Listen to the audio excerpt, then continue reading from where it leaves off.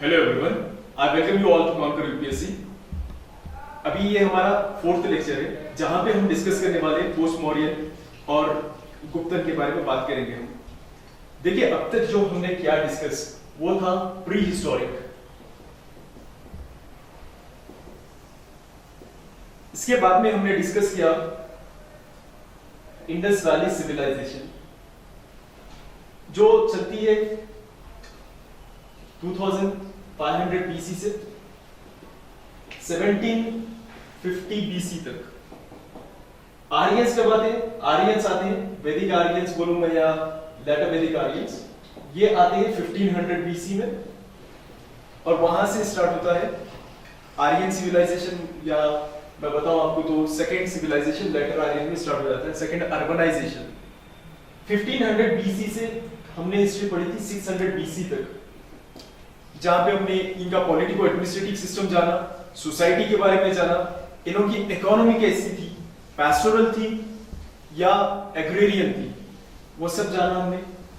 इसके बाद में प्री मौर्यन भी शायद खत्म हो गया आप लोग को। Yes, we have done with the pre Mauryans.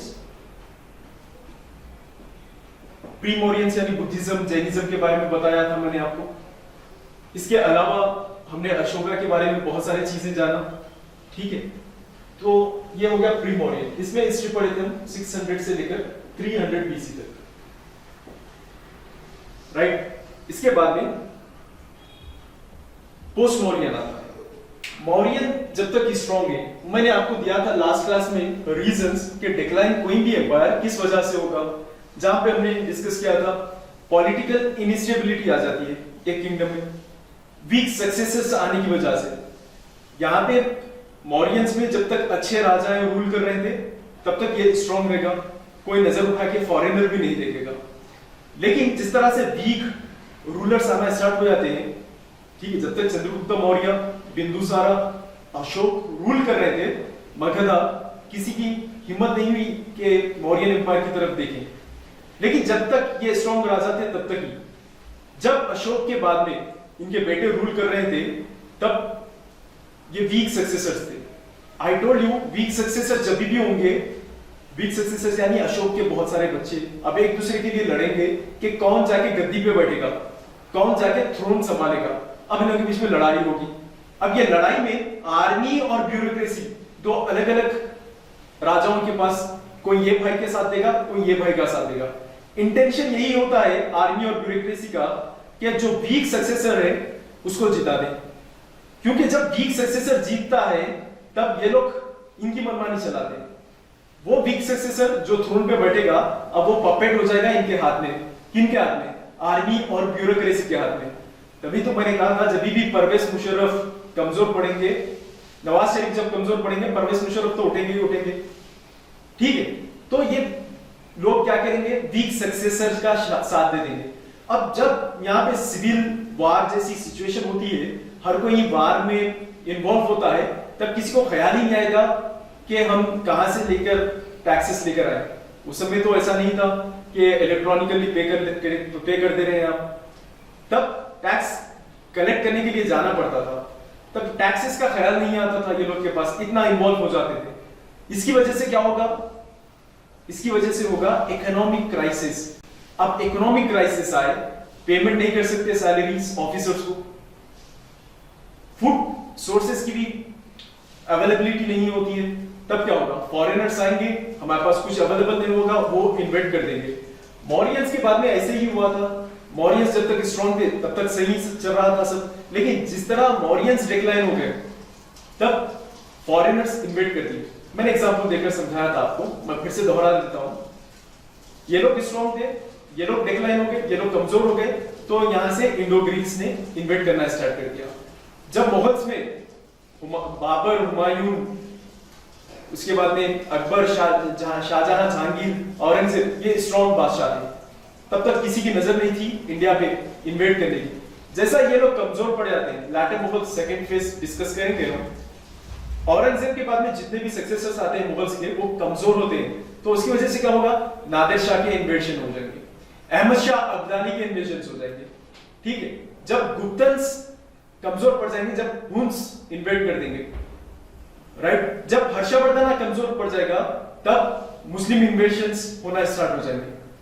तो यही होगा जब वीक सक्सेसर्स होगा, जब वीक सक्सेसर्स होंगे कंट्री में, तब बाहर वाले हमला कर देंगे, राइट? तो अभी हम जानेंगे मौर्यंस के बाद में, मौर्यंस के डिक्लाइन के बाद में इंडिया को क्या हुआ था। मौर्यंस के डिक्लाइन के बाद में इंडिया में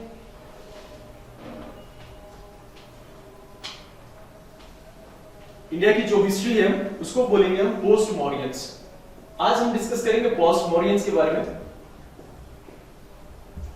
ठीक है? मैं स्टार्ट से ही बोल रहा था कि हम फैक्चुअल डेटा इकट्ठा नहीं करेंगे। हमारे क्लासेस का मकसद है कि थीम्स को समझना, आखिर ये चीज हुई तो हुई क्यों है, ये थीम्स के बारे में बात करना। फैक्चुअल डेटा आपको कहीं भी मिल जाएगा। I am again telling you the same thing. Conquer UPSC जो यूट्यूब का चैनल है, वही नाम से टेलीग्राम का चैनल है कॉन्कर यूपीएससी। वहां पे एनसीईआरटीज अवेलेबल है, आप लोग जाके वहां पे देख सकते हैं, ठीक है? इसके अलावा भी ये क्लासेस होने के बाद मैं नोट्स पोस्ट करूंगा। पोस्ट मौर्यंस ये पीरियड स्टार्ट होता है 200 बीसी से लेकर 300 एडी तक। आप यहां पे एक चीज में ध्यान देना, यहां हम बीसी से एडी की तरफ मुड़ रहे हैं। मतलब क्या हुआ था, यहां पे बर्थ ऑफ जीसस क्राइस्ट हुआ था, ठीक है? क्राइस्ट ने जन्म लिया था, तो इसलिए हम बीसी से एडी मुड़ गए। तो मतलब ये पीरियड में, ये इंडिया का जब पीरियड बढ़ा रहा हुआ है पोस्ट मौर्यंस, वहां पे क्या हो रहा है, यूरोप में जीसस क्राइस्ट की बर्थ हो रही है, ठीक है? अब यहां पे आ जाइए, पोस्ट मौर्यन या प्री मौर्यन हम क्यों बोल रहे हैं? जैसा कि मैंने कहा पोस्ट मौर्यंस में इंडो ग्रीक आ रहे, हम उनके नाम पे ये चैप्टर का नाम क्यों नहीं रखे? देखिए, हिस्टोरियंस का एक रूल है, हिस्ट्री में एक रूल ये है, अगर कोई अच्छा एम्पायर है और उसके बाद में बहुत सारे एम्पायर्स आ रहे हैं, बहुत सारे डायनेस्टीज आ रहे हैं, छोटे छोटे डायनेस्टीज रूल कर रहे हैं, तब उन लोगों के नाम पे नहीं रखेंगे। क्यों नहीं रखेंगे? ये बहुत सारे, किसको इंपॉर्टेंस देंगे? नहीं रख सकते, राइट? तो इसीलिए जो सेंट्रल एडमिनिस्ट्रेशन था उसके हिसाब से रखेंगे। जैसा कि मौर्यंस स्ट्रॉन्ग थे, इससे पहले जो भी थे छोटे छोटे किंगडम्स थे, छोटे छोटे, तो उसके हिसाब से रख दिए प्री मौर्यंस करके। मौर्यंस से पहले, मौर्यंस के बाद में फिर छोटे छोटे अटरम बटरम बहुत सारे किंगडम्स आए थे, मैं बताऊंगा आपको। तब क्या होगा, अब इन लोगों के भी नाम नहीं दे सकते, ये डायनेस्टीज के नाम, बहुत सारे डायनेस्टीज है, किसके नाम पे रखेंगे? तो उसको समझने के लिए पोस्ट मौर्यन कर दिए। अब पोस्ट मौर्यन एज में, मौर्यंस के डिक्लाइन के बाद में फॉरेन इन्वेजन्स होते हैं इंडिया में। समझने के लिए see consider this as a geographical structure of India, symbolic.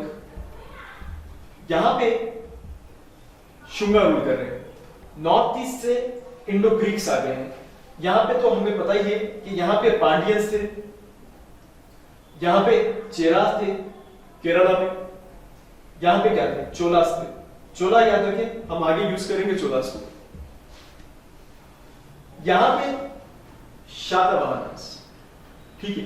शातवाहनास से पहले काकतीयास थे, ऑलराइट? तो ये सारे क्या हो गए, और बीच में तो बहुत सारे अटरम बटरम, बहुत सारे छोटे छोटे किंगडम्स थे, हम वहां पे ध्यान दे देंगे। अब ये लोग आए कैसा, इंडो ग्रीस कैसा है? मैंने जैसे कहा था पैस्टोरल इकोनॉमी है।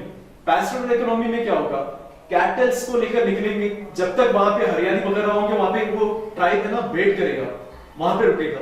जैसा वहां पे ऐसी कंडीशंस नहीं है कि हम फूड ग्रेन्स पैदा कर सके, वहां पे क्या हो रहा है, फैमिन आ जा रहा है, ड्रॉट कंडीशंस आ रहे हैं, पानी नहीं पड़ रहा है, वेदर कंडीशंस सपोर्ट में नहीं है, तब क्या करेंगे, ये ट्राइब्स इधर उधर शिफ्ट हो जाएंगे। आपने रिसेंटली देखा होगा अर्तुरुल, तो वहां पे क्या करते थे, ये गाइड ट्राइब जो था अर्तुरुल का, इधर से उधर शिफ्ट होता था, राइट? क्यों? क्योंकि पहले सीजन में तो ये होता है कि वेदर कंडीशंस की वजह से। सिमिलरली जब वेदर कंडीशंस फेवरेबल नहीं होंगे, ठीक है, तब क्या करेंगे, हम बदल जाएंगे। हम ज्योग्राफी से तो नहीं लड़ सकते, वेदर से लड़ नहीं सकते, तो इसका मतलब ये कि आप शिफ्ट हो जाओ अगर सरवाइव करना है तो। यहां पे भी ये tribes wave after the wave, टुकड़ियों में इंडिया आना स्टार्ट हो गए। जो पहले आए थे वो क्या थे, वो है इंडो ग्रीक्स। इंडो ग्रीक्स, यहां पे इंडो क्यों लगा रहा हूं मैं ग्रीक्स के साथ, क्योंकि आफ्टर सम टाइम जब इंडो ग्रीक्स आते हैं इंडिया में, तब क्या होता है, इंडो ग्रीक्स आने के बाद ये आए तो ग्रीक्स बन के थे, ये आए ग्रीक्स बन के थे, लेकिन बाद में आने के बाद ये इंडियनाइज हो जाते हैं, इंडियनाइजेशन हो जाता है ये लोग का, ये इंडियंस बन जाते हैं। ये आए हैं वापस जाने के लिए नहीं, हमेशा के लिए यहीं रहते हैं, इंडियंस हो जाते हैं। उसका एग्जांपल मैं देकर समझाऊंगा यहाँ पे। अब इंडो ग्रीक्स जो रूलर्स थे वो बैक्ट्रिया के थे, बैक्ट्रियंस कहते हैं इनको। अगेन ये बैक्टीरिया नहीं है, बैक्ट्रियन है। बैक्ट्रियन एक शहर का नाम है, एक सिटी का नाम है बैक्ट्रियन। तो वहां से आए थे। यहाँ पे एक रूलर इंपॉर्टेंट है जो क्या नाम है, मेनेंदर। ठीक है, मेनेंदर किस लिए इंपॉर्टेंट है हमारे लिए कि मेनेंदर को इंडियन रिकॉर्ड्स में बोला गया मिलिंदा।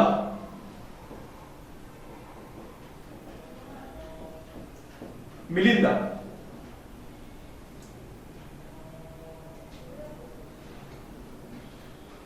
ये क्या होता है, आफ्टर सम टाइम ये स्टार्ट होते हैं, छोटा किंगडम रहता है और उसके बाद में लोग है ना इंडिपेंडेंस डिक्लेयर कर देते हैं और रूल करना स्टार्ट कर देते हैं। कैपिटल क्या होता है, ये लोग का कैपिटल होता है सकाला। जैसा कि हमने देखा मगध में जो रूल कर रहे थे पहले टाइम पे, इनिशियल टाइम पे, ये लोग का कैपिटल था पकालीपुत्र। बाद में क्या हुआ, लेटर एजेस में ये लोग कैपिटल शिफ्ट कर दिए थे, राजगीर हो गया था। अब ये कैपिटल शिफ्ट करने की वजह क्या है, हम जब मैं बाबर पढ़ाऊंगा आपको, बाबर के बारे में मेडिवल हिस्ट्री हम नेक्स्ट लेक्चर में कवर करेंगे, तब मैं समझाऊंगा कि कैपिटल कितना इंपॉर्टेंट होता है और क्यों इंपॉर्टेंट होता है कैपिटल। लेटिन पे कौन सा भी कैपिटल, ये जमाने का भी कैपिटल देख लेना कि कैपिटल में ऐसे कौन से डेवलपमेंट्स होते हैं, वो मैं वहां पे समझाऊंगा आपको। अभी के लिए इतना जानिए कि इंडो ग्रीक के जो रूलर थे मिलिंदा या मेनेंदर,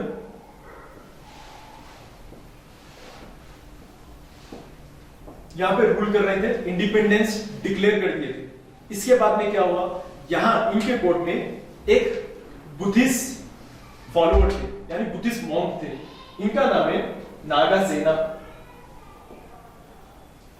नागासेना, और आपको पता ही है जो मॉन्क होते हैं उनको भिक्षु कहता है, तो ये नागासेना भिक्षु इनके कोर्ट में। अब देखिए हिस्ट्री का एक रूल आप समझने के लिए, मोस्ट ऑफ द टाइम क्या होता है, अगर कोई मेरे कोर्ट में बुद्धिस्ट स्कॉलर्स है तो मैं बुद्धिज्म बुद्धा को फॉलो करूंगा, बुद्धिज्म अपना लूंगा। अगर मेरे कोर्ट में दो आई एम हिंदू कोई मुस्लिम स्कॉलर्स है तो मैं इस्लाम ला लूंगा, ठीक है, मैं मुसलमान बन जाऊंगा। ये हो जाएगा, इतना इन्फ्लुएंस करेंगे ये लोग। सिमिलरली जब इंडो ग्रीक्स यहाँ पे थे, मेनेंदर यहाँ पे रूल कर रहे थे, तब इनकी मुलाकात होती है नागासेना भिक्षु से। अब इन लोग के बीच में ना कन्वर्सेशन होता है, question and answers, question and answers.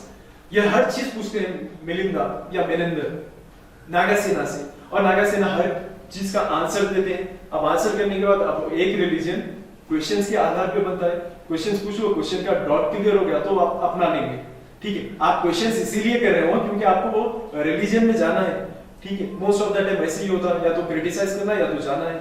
तो ये लोग क्या करते थे, नागासेना और मिलिंदा दोनों के बीच में क्वेश्चन एंड आंसर्स होते थे, ठीक है। तो एक बुक लिखी गई है नागासेना पन्हो, मिलिंदा पन्हो करके, मिलिंदा पन्हो, पन्हो यानी क्वेश्चन एंड आंसर्स। यहाँ पे इनके क्वेश्चन आंसर्स लिखे गए, ठीक है। ये एक ही चीज इंपॉर्टेंट है इंडो ग्रीस के बारे में। अभी हम शॉर्ट टर्म पे कोर्स चला रहे हैं तो इतना डिटेल में नहीं जाएंगे, लेकिन एक एक टुकड़ी के बारे में, यानी एक एक ट्राइब के बारे में हम जो जो इंपॉर्टेंट रूलर्स है वो आगे डिस्कस करते जाएंगे।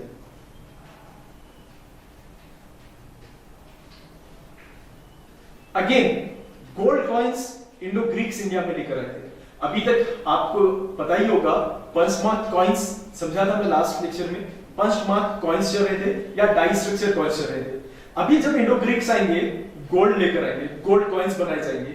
इसके बाद में जो आते हैं इंडिया में वो होते हैं पार्थियंस।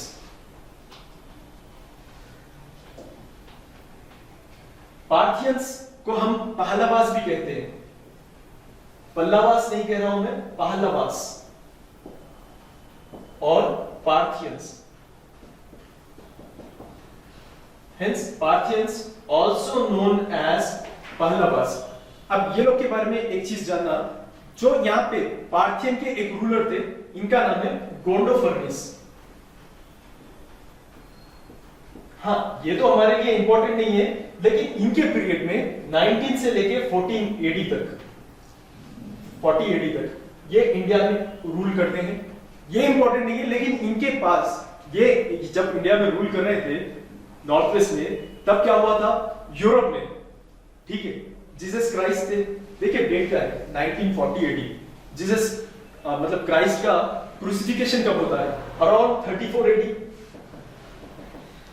क्रूसिफाई कर देते हैं जीसस को, राइट? अब यहाँ पे क्राइस्ट के बहुत सारे डिसाइपल्स थे। अब ये डिसाइपल्स क्रूसिफिकेशन के बाद में अलग अलग डायरेक्शंस में मूव करना स्टार्ट कर दिए। कोई ईस्ट में चले गए, कोई वेस्ट में चले गए, कोई इंडिया आ गए, ठीक है? ये क्यों गए थे? गॉस्पेल्स, क्राइस्ट के टीचिंग्स पढ़ाने के लिए, लोगों को बताने के लिए क्रिश्चियनिटी क्या होती है, ये बताने के लिए ये लोग इधर उधर मूव करना स्टार्ट कर दिए। Out of 12 disciples of Christ, one who came to India was Saint Thomas. तो यही बताया जा रहा है कि सेंट थॉमस जो इंडिया में आए थे, वो क्या है? वो आए थे इस समय पे, ये एडी में, फर्स्ट एडी में इंडिया में आए थे। अब इसके बाद इंफॉर्मेशन नहीं मिलती है सेंट थॉमस आके इंडिया में क्या कर रहे थे, कितना प्रीचिंग्स फैलाए थे, क्रिश्चियनिटी को किस तरह से स्प्रेड करे थे, ये इंफॉर्मेशन नहीं मिल रही। लेकिन इसके बारे में सेंट थॉमस या इंडिया में थे या फिर मर गए थे, क्या हुआ था नहीं मालूम। लेकिन 13th सेंचुरी में फिर से एक स्कॉलर आते हैं मैक्रो पोलो करके, मैक्रो पोलो, ये इंडिया में आते हैं। आपको पता ही होगा ये इंडिया में क्यों आए। ये एक्चुअली में इनका मकसद नहीं था कि इंडिया को विजिट करना है, ये तो चाइना जाने वाले थे, फिर इंडिया गलती से आते थे। नहीं, होता ये था, ये लोग ट्रैवल करते थे सी के, मतलब शिप में ट्रैवल करते थे। और अगर आप ज्योग्राफी अच्छे से पढ़े हैं तो आपको पता ही होगा, जो इंडिया है, इंडिया में रेन कहां से आती है? साउथ वेस्ट मॉनसून लेकर आता है। केरला में पहली बारिश देखने को मिलती है जून 1 को, ठीक है? हर सीजन ऐसे ही होता है, जून 1 को केरला में पहली बारिश होती है। अब ये बारिश कौन लाते हैं? साउथ वेस्ट मॉनसून, यानी विंड्स लेकर आते हैं, ठीक है? जब मैक्रो पोलो को चाइना जाना था, चाइना कहां पे? यहां पे चाइना, तो मैक्रो पोलो को यहां पे मैंडेटरी होगा कि यहां पे हाल्ट करें, यहां पे रुके केरला में। ये रुकते हैं, फिर इंफॉर्मेशन देते हैं कि हाँ यहां पे मैंने देखा टोम्ब है। क्या है? होली टोम्ब। किसका? सेंट थॉमस का। 1300 साल के बाद में फिर से इंफॉर्मेशन मिल रही है सेंट थॉमस की, थैंक्स टू मैक्रो पोलो। एडवेंचरस थे, ट्रैवलर थे, चाइना जाने वाले थे और इंफॉर्मेशन प्रोवाइड कर रहे हैं। फिर सेकेंड स्टेशन इनका आता है, चाइना जाने वाले आंध्र प्रदेश, यहाँ पे हाल्ट करते हैं, यहाँ पे सेकेंड स्टेशन है, यहाँ पे रुक के ही जाना है उनको, चाइना जाना है तो। क्योंकि ये लोग जो थे रास्ते में हवाओं का वेट कर रहे थे। उस समय तो ऐसा नहीं था कि स्टीम इंजन्स डेवलप हो गए थे हमारे पास, स्टीम इंजन जहां बोले वहां पे शिप जाएगी आपकी। लेकिन उस समय ट्रेड भी किसके ऊपर डिपेंडेंट था? हवा के ऊपर, ठीक है? मॉनसून के ऊपर या विंड के ऊपर। ये आए, यहाँ पे सेकेंड हंट हुआ इनका, इसके बाद में चला जाना है। लेकिन यहाँ पे भी रुक के ये ऐसे ही जा रहे नहीं, फॉरेनर्स में एक शौक देखने को मिलता है, एक ख्वाहिश, डिजायर, कि जो भी इंफॉर्मेशन है उस समय में या अभी भी फॉरेनर्स देखते होंगे आप, बुक लेकर आते हैं। इनफैक्ट ताजमहल के पास भी लिखते हैं कि इतना बड़ा है ये वो, और इंफॉर्मेशन ऑलरेडी अवेलेबल है विकिपीडिया पे, लेकिन वो अपनी कोशिश करते हैं। सिमिलरली यहाँ पे हम लोग देखते हैं एक लड़की रूल कर रही है। फर्स्ट टाइम ऐसा देखने को मिला कि कोई लड़की यहाँ पे रूल कर रही है और उसको क्वीन माना जाता है। इसका नाम था, ये लड़की का, रुद्रमा देवी। रुद्रमा देवी, आपको पता ही होगा रुद्रमा देवी की हिस्ट्री में क्या इंपॉर्टेंस है। खैर हम नहीं जाते हैं, अब वापस आ जाइए आप। गोल्डा फर्निस सीरियन टेक्स्ट में बताया गया कि सेंट थॉमस यहाँ पे आए थे, इस तरह से हुआ था, ये था। इसके अलावा कुछ इंपॉर्टेंट तो नहीं है, लेकिन रुद्रमा देवी इंपॉर्टेंट है। इसके बाद में शाकास आते हैं। शाकास हमारे लिए, शाकास है ये लोग, और ग्रीक के लिए या यूरोप के लिए स्कीथियंस कहा जाता है इनको, स्कीथियंस। अब ये स्कीथियंस सेंट्रल एशिया से आते हैं, जैसा कि पार्थिया, अभी पहलवास के बारे में समझा, ये लोग ईरान की साइड से आते हैं, इंडो ग्रीक बैक्ट्रिया की साइड से आते हैं। सिमिलरली शाकास कहां से आते हैं? सेंट्रल एशिया से आते हैं। सेंट्रल एशिया से आके इंडिया में, ठीक है? ये लोग भी टुकड़ी के बाद टुकड़ी आई और 5 किंगडम्स यहाँ पे स्टैब्लिश किए थे। एक है आपका Kapila kingdom, Mathura kingdom, Ujjain kingdom, Barakachcha kingdom, Taxila kingdom. तो ये 5 थे, कपिला, टैक्सीला, मथुरा, उज्जैन, बाराकचा। यहाँ पे उज्जैन हमारे लिए इंपॉर्टेंट है क्योंकि उज्जैन के जो किंग है इनका नाम है रुद्रदमन। रुद्रमा देवी अलग है, रुद्रदमन कह रहा हूं मैं आपको। रुद्रदमन एक हिस्टोरिकल लेख है, पुराणास में भी मेंशन किया गया है ये लेख के बारे में। इसको पहले बनाया गया था चंद्रगुप्त मौर्य के द्वारा। चंद्रगुप्त मौर्य के बाद में अशोका ने इसको रिपेयर करवाया था। फिर बाद में सेकेंड टाइम जो रिपेयर करवाते हैं इसको, ये है रुद्रदमन।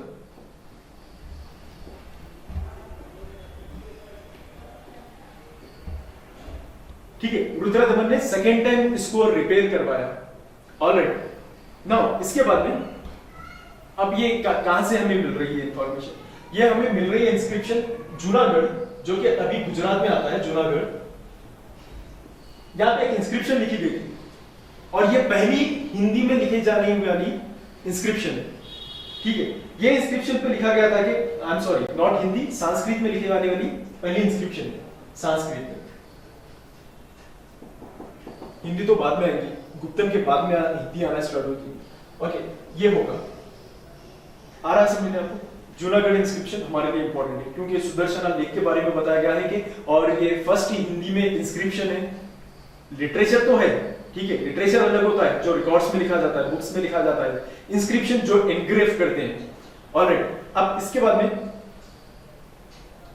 जो इंपॉर्टेंट है इन लोग में गुणों में, वो है कुशानास। कुशांस, कुशांस या कुचारियंस, या इन लोगों को बोलते हैं यूचिस। यूचिस ये अगेन सेंट्रल एशिया से आए थे और इंडो गैंजेटिक रीजन में बस गए थे। यहाँ पे ये लोग थे। अब यहाँ के रूलर, यहाँ पे जो इंपॉर्टेंट है वो बताता हूं मैं आपको कि किस तरह से ये लोग का इंडियनाइजेशन हुआ था। यहाँ पे पहले रूलर थे जिसका नाम है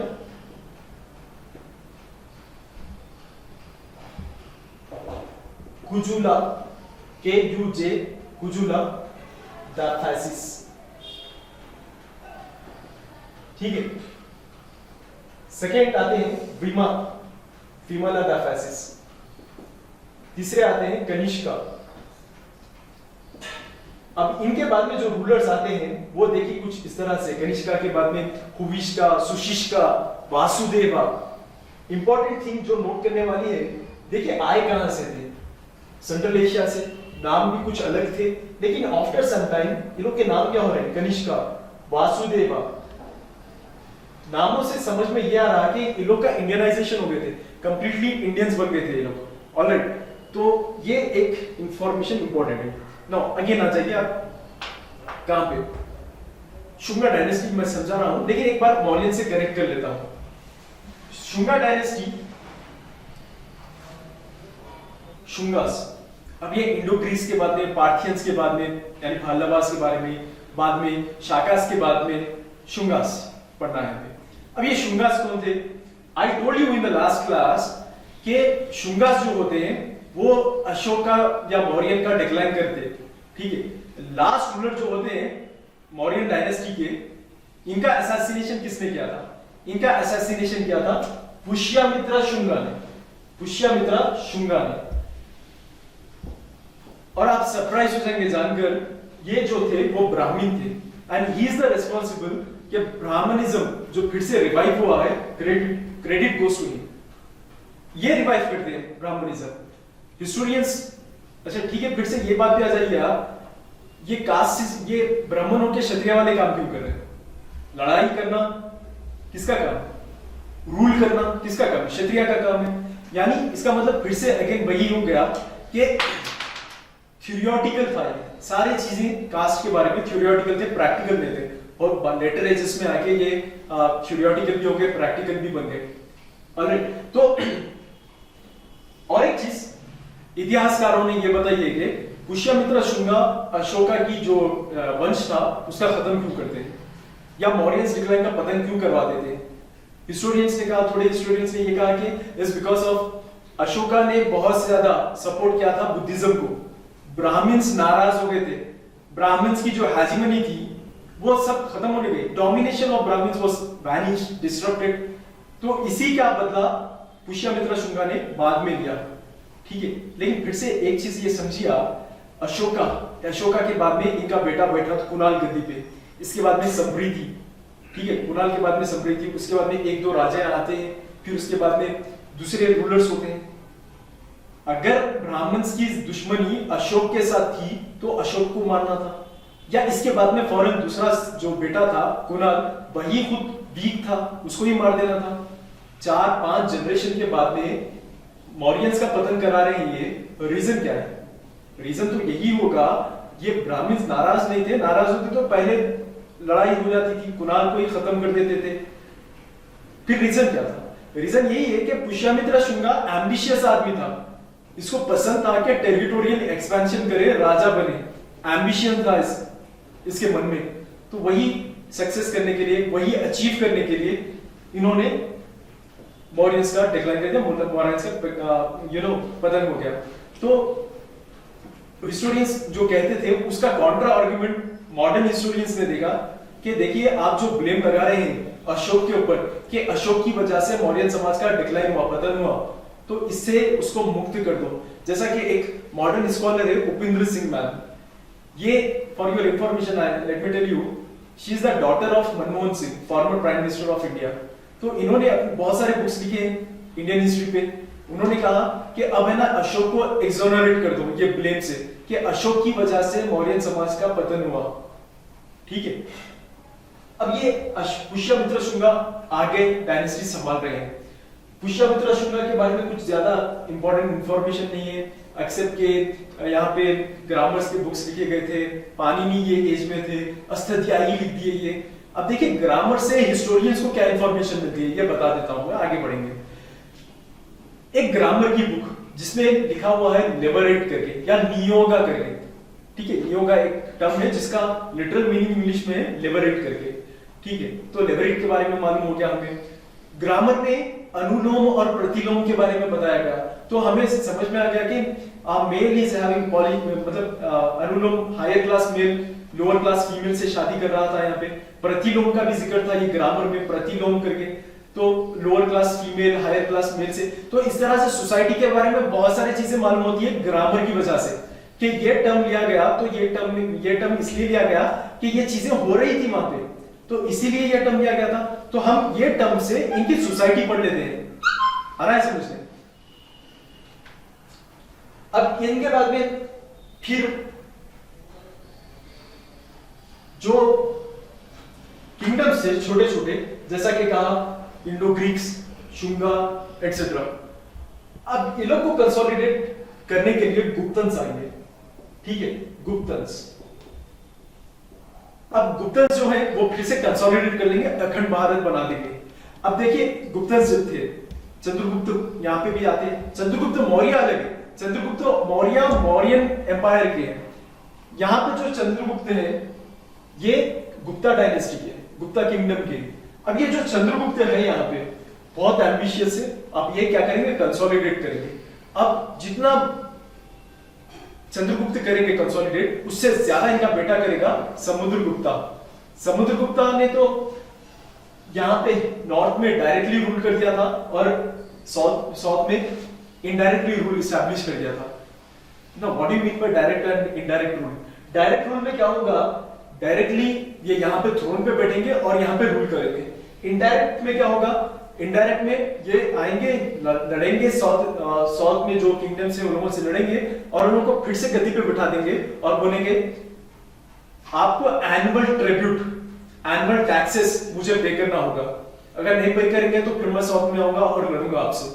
तो ये लोग they live and die in the illusion, हमें फर्क नहीं पड़ रहा, ये लोग समझेंगे कि हम रूलर है, लेकिन ये क्या हो गए, सबऑर्डिनेट हो गए गुप्तंस के, समुद्रगुप्त के। समुद्रगुप्त के बारे में और दो तीन चीजें बता देता हूं मैं। समुद्रगुप्त को फ्लूट बजाने का बहुत शौक था, इनके कॉइन्स पे ये फ्लूट के साथ पाए गए, ठीक है, और इन्होंने बहुत सारी लिटरेचर भी लिखी है। तो और ये क्या है, इनको बोला जाता था इंडियन नेपोलियन, क्योंकि कंसोलिडेशन जो किया था इन्होंने बहुत एक अलग अंदाज में किया था। तो इसलिए इनको कहते हैं इंडियन नेपोलियन करके। तो he is a great warrior, he is a great musician, he is a great poet, he is a great writer. सब चीजें, सब खूबियां समुद्रगुप्त में थी। He is a great painter also, ठीक है। मुझे तो लगता है ये सलमान खान ही थे, राइट। तो ये क्या है समुद्रगुप्त के बारे में। इनकी इंफॉर्मेशन इन्होंने 2 अक्षरों में भी याद किया थे, कॉइन्स से मिलती है। कॉइन्स में इन्होंने जो सेक्रीफाइस करते हैं एनिमल्स के, उसके इंफॉर्मेशन मिली है। कॉइन्स पे डिपिक्ट किया गया कि ये एनिमल क्या सेक्रीफाइस कर रहे हैं। ये समुद्रगुप्त। समुद्रगुप्त के बारे में रामागुप्त बैठते हैं गद्दी पे, क्योंकि ये बड़ा बेटा होता है समुद्रगुप्त का। लेकिन रामागुप्त के अलावा भी चंद्रगुप्त के, मतलब देखिए आप, चंद्रगुप्त पहला रूलर, समुद्रगुप्त बाद में रूलर, इनके बाद में रामागुप्त होते हैं और एक उनके बेटे और एक होते हैं चंद्रगुप्त तू कहते हैं हम।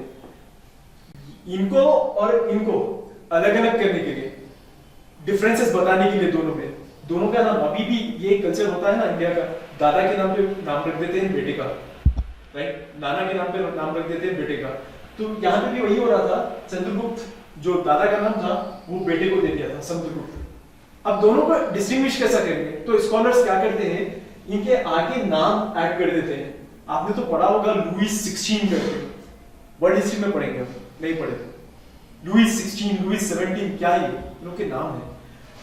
चंद्रगुप्त सेकेंड, रामागुप्त गद्दी पे बैठ गए और इनके बारे में एक स्टोरी आती है, विशाखा दत्ता ने जो नरेट की है, देवी चंद्रगुप्तम करके। देवी चंद्रगुप्तम हुआ ये था, रामगुप्त की शादी हुई थी एक क्वीन से, ठीक है।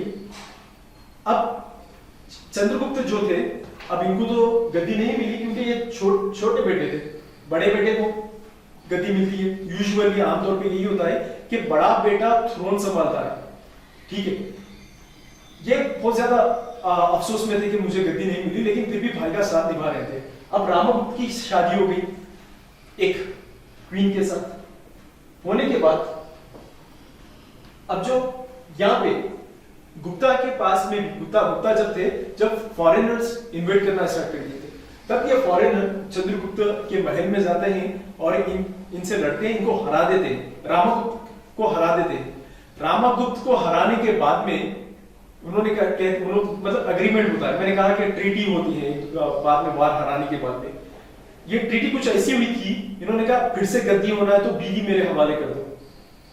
फाइनली ये रामागुप्त जो है अपनी बीवी दे देते हैं और ये बीवी लेकर चले जाते हैं, ठीक है। बीवी सॉरी लेकर नहीं जाते हैं, बोलते बीवी हमारे हवाले कर दो। चंद्रगुप्त को मालूम पड़ता है कि ये है ना भाभी को मांग रहा है, समाज में थू हो जाएगी, एक काम मैं ही करूंगा, मैं ही है ना ओढ़कर जाऊंगा, मैं ये ना भाभी के अटायर में, भाभी के ड्रेस में डिस्गाइज करते हुए मैं खुद ही जाऊंगा और मेरे साथ साथ सखियां भी चलेगी। मतलब पूरे सोल्जर्स जाएंगे, सोल्जर्स जाते हैं और दुश्मन के कैंप में सर्जिकल स्ट्राइक करते हैं, इनको मार देते हैं। इनको मारने के बाद चंद्रगुप्त वापस आते हैं, वापस आने के बाद भाई बहुत ज्यादा खुश है रामागुप्त के भाभी को ले लेकर आए इनकी, लेकिन चंद्रगुप्त क्या करते हैं, रामागुप्त को भी मार देते हैं। भाभी ने पूछा ये क्या हुआ, छोड़ो वो तो मर गया, अब मेरे से शादी कर लेना। तो इस तरह से ये नरेट की गई थी। देवी चंद्रगुप्त, मतलब चंद्रगुप्त देवी का अटायर यूज किए थे मारने के लिए। ऐसे तो हिस्टोरियंस कहते हैं कि ये खाली है ना स्टोरी बनाई गई है, क्योंकि चंद्रगुप्त रामागुप्त की बीवी में, यानी उनकी बीवी में इंटरेस्टेड थे, इसलिए ये सारी चीज वही नरेट करे थे, ठीक है। और इसके बाद में बहुत सारे स्कॉलर्स आते हैं ये एज में, इसलिए ये एज को, गुप्तन एज को गोल्डन एज भी कहते हैं। गोल्डन एज का कॉन्सेप्ट क्या है मैं समझा देता हूं आपको। जब ब्रिटिश इंडिया में थे और ब्रिटिश कह रहे थे कि हमने ये किया, हमने वो किया, तो बताया स्कॉलर्स ने, इंडियन स्कॉलर्स ने, ऐसा नहीं है आपने ही किया। आर्ट एंड आर्किटेक्चर तो गुप्तन पीरियड में भी था, फ्लरिश कर रहा था, बहुत सारे बुक्स लिखे गए हैं, लिटरेचर भी फ्लरिश कर रहा था। Art and architecture, literature, music, हर चीज यहाँ पे ज्यादा थी। तो उसके आधार पे इसको गोल्डन एज कहा जाता है, ना कि यहाँ पे बहुत ज्यादा गोल्ड मिलता था, ठीक है। Again it is the truth कि सबसे ज्यादा गोल्ड कॉइंस गुप्तन एज में इशू की गई थी। ऑलराइट, तो यहाँ पे स्कॉलर्स भी थे, जैसा कि नवरत्न जो बोलते हैं हम, कालिदासा, आर्यभट्टा एंड ऑल, ब्रह्मगुप्ता, ये एज में थे, गुप्तन एज में थे। ये एज में जो कालिदासा है ये बहुत सारे लव स्टोरी के ऊपर बुक्स लिखते हैं, जैसा कि मालवी का अग्निमित्रम, अभिज्ञान शकुंतलम, ठीक है, इस तरह के बहुत सारे बुक्स लिखे हैं। ये नहीं कि ये बंदे को इंटरेस्ट था कि लव स्टोरी लिखें, लेकिन ये भी इंपॉर्टेंट होता है कि वो जमाने में लोग को क्या इंटरेस्ट था, क्या सुनना पसंद करते थे, तो वहां पे लोगों को इंटरेस्ट था लव स्टोरी सुनना, और ये सारे अपने ड्रामा लव स्टोरी के बेस पे, लव स्टोरी की थीम पे रख देते हैं। ऑलराइट, तो ये कालिदासा, उसके बाद में आर्यभट्टा, आर्यभट्टा के बारे में दो तीन चीजें बता देता हूं मैं आपको। जीरो की इन्वेंशन आर्यभट्टा ने की थी, ये गलत है। जीरो को यूज किस तरह से किया जाता है वो आर्यभट्टा ने बताया था। इसके अलावा भी भाई ने हीलियोसेंट्रिक थ्योरी और जियोसेंट्रिक थ्योरी का डिफरेंसेस बता दिया था। जब पूरा वर्ल्ड उस समय का विश्वास ये रख रहा था कि ये अर्थ है, अर्थ जो है वो है centre of the universal system, solar system का सेंटर अर्थ है, क्यों, इसीलिए आज भी आप प्रोवर्ब आपको पता ही होगा, sun rises in the east, तो ये बिलीव ये करते थे सन का जो अर्थ है वो सेंटर में आता है, और जो सन है वो अतराफ में फिरता है, रोटेट करता है, sun rises in the east. लेकिन उसी समय आर्यभट्टा ने ये कहा था, नहीं देखिए ये जियोसेंट्रिक नहीं है, जियो यानी अर्थ, अर्थ सेंटर में नहीं है, लेकिन हेलियोसेंट्रिक यूनिवर्सल सिस्टम है, कि सन बीच में रहेगा, सन सेंटर में रहेगा और पूरे प्लैनेट्स रोटेट या रिवॉल्व करेंगे सन के। तो आर्यभट्टा ने ये बताया था। आर्यभट्टा ने डेसिमल नंबर्स बता दिए थे अप टू 3 डिजिट्स। इसके अलावा बहुत सारी चीजें बताई थी आर्यभट्टा ने। ब्रह्मगुप्ता को तो इंडियन न्यूटन भी कहते थे। इस तरह के स्कॉलर्स, ये एज में नवरत्न का दर्जा भी मिला था इन लोगों को। इस तरह के स्कॉलर्स से, इस तरह की राइटिंग से, डिक्शनरी के ऊपर, विकिपीडिया के ऊपर, सर्जरी के ऊपर बुक्स लिखे गए थे ये एज में। हाँ, ये बात अलग है, थोड़ा माइथोलॉजी ऐड कर दिया गया था, लेकिन फिर भी साइंटिफिक एविडेंसेस, मतलब हमें प्रूफ भी मिला कि ये सर्जरी के ऊपर बुक्स लिखे गए थे। ऑलराइट, तो ये सारे डेवलपमेंट्स हुए थे गुप्तन एज में। गुप्तन्स के बाद में, गुप्तन्स जब तक थे तब तक तो कोई फिर अगेन इंडिया पे नजर नहीं डाला था, लेकिन जब गुप्तन्स का डिक्लाइन हो जाता है, पोस्ट गुप्तन एज, पोस्ट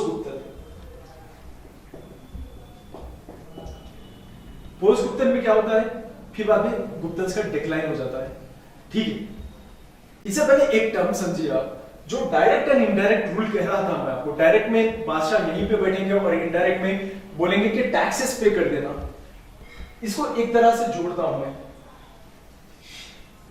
होता ये था, ये जितने भी छोटे छोटे किंगडम्स थे वो बड़े एम्पायर की बात इसलिए मानते थे कि यहाँ पे बहुत सारी आर्मी है। से for example, in order to understand कि यहाँ पे छोटे किंगडम्स है, यहाँ पे इनके पास है 10,000 की आर्मी, इनके पास है 5,000, इनके पास है 2,000, इनके पास में 200, इस तरह से 500 एटसेट्रा। अब ये लोग का कमिटमेंट था, देखिए आप हार गए, आप बढ़ जाना, और हम जब भी यूज करना है आपको यूज करेंगे। जब भी आर्मी की नीड होगी, कहीं फॉरेन में फॉरेनर्स आएंगे, इन्वेट करने की कोशिश करेंगे, हमें आपकी आर्मी देना, आपके घोड़े देना, आपकी चीजें देना।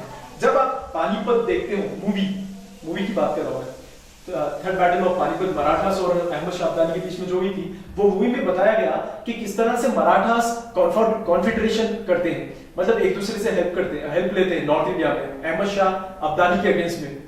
वही कॉन्सेप्ट यहाँ पे फ्यूडेटरीज जो कहते हैं, फ्यूडेटरीज की मदद मांगते हैं मराठास वहां पे। यहाँ पे क्या है, गुप्तन्स ने ये फ्यूडेटरीज बना दिए थे लोग को और बोला था देखिए हमारी आर्मी तो रेडी है 10,000, आप लोग टिक पाओगे? नहीं टिक पाओगे, इसलिए अब मेरे सबऑर्डिनेट, मेरे झंडे के नीचे काम करना, मेरे ऑर्डर के नीचे काम करना, you are subordinate to me now. तो ये लोग क्या करते थे, अपनी आर्मी भी दे डालते थे। सेम चीज आप पानीपत 3 मूवी जो है उसमें देखोगे। अरे तो यहाँ पे गुप्तन्स के बाद में फिर डिसइंटीग्रेशन हो गया। कुमारगुप्ता वगैरह, स्कंदगुप्ता, कुमारगुप्ता आते हैं ये एजेस में, चंद्रगुप्ता सेकंड के बाद में बहुत सारे रूलर्स आते हैं, फिर डिक्लाइन हो जाता है इनका। डिक्लाइन होने के बाद में 5 किंगडम्स एस्टैब्लिश होती है नॉर्थ इंडिया में। साउथ इंडिया में, यहां पे साउथ इंडिया में बादमी चालुक्यंस रूल कर रहे हैं। चालुक्यंस नॉर्थ इंडिया में 5 किंगडम्स थे। अब ये 5 के 5 पूरे इंपॉर्टेंट नहीं है, सिर्फ एक ही इंपॉर्टेंट है, वो है पुष्यभूति डायनेस्टी। पुष्यभूति डायनेस्टी, क्योंकि हर्षवर्धन जो है वो यहां से आते हैं, पुष्यभूति डायनेस्टी से रिलेट होते हैं। ठीक है, समझ रखो। अब ये हर्षवर्धन के बारे में एक दो पॉइंट्स बताता हूं मैं, इसके बाद में नेक्स्ट लेक्चर में मिडिवल इंडिया, मुस्लिम्स की हिस्ट्री, मराठास की हिस्ट्री जानेंगे। अब देखिए ये पुष्यभूति डायनेस्टी स्टार्ट की गई थी प्रभाकर वर्धन के द्वारा। ये इनके दो बेटे थे, एक है राजवर्धन, दूसरे हैं हर्षवर्धन, और एक बेटी थी राजश्री। इस समय बंगाल का एरिया शशांक रूल कर रहे हैं। शशांक वही है जिसने बौद्धिक ट्री, जो ओरिजिनल बौद्धिक ट्री था गाया में, बिहार में, वो जिसने कट किया था वही शशांक है। प्रभाकर वर्धन के बाद में राजवर्धन गद्दी पे बैठते हैं। ठीक है, अब इनकी लड़ाई होती है शशांक के साथ, और एक सेंट्रल इंडिया में और एक रूलर थे देवगुप्ता करके, देवगुप्त, इनके साथ। देवगुप्त को तो हरा ही देते ये, लेकिन शशांक से हार जाते हैं। In fact Shashank has assassinated Rajvardhan भी मर जाते हैं। उसके बाद में ये इनका टारगेट होती है राजश्री को किडनैप कर लेते हैं। राजश्री को किडनैप करने के बाद में हर्षवर्धन रूल पे आते हैं। राजवर्धन के बाद हर्षवर्धन रूल पे आ गए और राजश्री किडनैप हो गए। इसके बाद में होता यह है, हर्षवर्धन लड़ने जाते हैं शशांक से। हर्षवर्धन लड़ने जाते हैं और हर्षवर्धन देखते हैं कि Rajshri is about to commit sati. Harshavardhan पहले रुकाते हैं इसको। ठीक है, पहले राजश्री को रुकाते हैं और बोलते हैं कि मैं लड़ूंगा, और जो कनौज वाला एरिया है, कनौज एरिया जहां पे राजश्री की शादी हुई थी यहाँ के रूलर से, तो ये एरिया, यहाँ पे इनके जीजा को भी मार देते हैं हर्षवर्धन के, राजश्री को उठा लेते हैं, जीजा को मार देते हैं शशांक। अब हर्षवर्धन आएंगे, अब लड़ेंगे शशांक के साथ। शशांक हर्षवर्धन से हार गए हैं और शशांक भाग गए हैं इंडिया से। थोड़े दिन इधर उधर भटकते हैं, उसके बाद में इनकी मौत हो जाती है। ऐसे लोगों के साथ ऐसे ही होना चाहिए। भाई को मार दिए, बहन को उठा लिए, जीजा को मार दिए, तो ये लोग इधर उधर के होते हैं, यहाँ वहां भटकते हैं, फिर बाद में मर जाते हैं। ये एक लेसन है। इसके बाद में हर्षवर्धन अपना जो कैपिटल है वो शिफ्ट कर देते हैं, और पुष्यभूति का कैपिटल होता है कनौज। अब ये पूरे जितने भी छोटे छोटे राज्य होंगे नॉर्थ इंडिया में, अप टू नर्मदा रिवर, सारे के सारे ये जीत लेते हैं। और नॉर्थ का एक ही किंग होता है, वो है हर्षवर्धन। साउथ में कौन होंगे? साउथ में मैंने कहा था पल्लवास जो है वो साउथ में रूल करेंगे। यहां पे पल्लवा ने एक इंस्क्रिप्शन दी थी। ये इंस्क्रिप्शन में बताया गया हर्षवर्धन को साकोलतरा प्रदीश्वरा, नाम इंपॉर्टेंट नहीं, ठीक है, किंग ऑफ नॉर्थ इंडिया बताया गया। और इसके अलावा भी हर्षवर्धन के कोर्ट में बाना होते हैं। बाना हर्षा चरित्र लिखने वाले बाना है। बाना ने बहुत सारे बातें बताई है हर्षवर्धन के ऊपर, कि हर्षवर्धन किस तरह से वार के लिए प्रिपेयर करते थे। इतनी सारी आर्मी थी, इतने सारे दिनों से प्रिपरेशन चलती थी वार के लिए जाने के लिए, ठीक है। लेकिन बाना ने यह नहीं बताया कि हर्षवर्धन एक बैटल हार गए थे पल्लवास के साथ। रीजन क्वाइट सिंपल, बाना जो थे पेड स्कॉलर थे, थोड़ा बायस तो होंगे ही हर्षवर्धन के साइड में, तो इन्होंने नहीं बताया था कि हर्षवर्धन ये बैटल में हारे थे। ये बैटल में तय हुआ था नर्मदा जो रिवर है वो बाउंड्री होगी, आप नॉर्थ इंडिया रूल करना और पल्लवास रूल करेंगे साउथ इंडिया। नर्मदा जो है बाउंड्री होगी हमारे पास, आप यहां पे नहीं आना, हम आ नहीं जाएंगे, ठीक है। ये जो रूलर थे जो हर्षवर्धन को हराए थे, इनका नाम है पुलाकेशी। पुलाकेशी सेकेंड।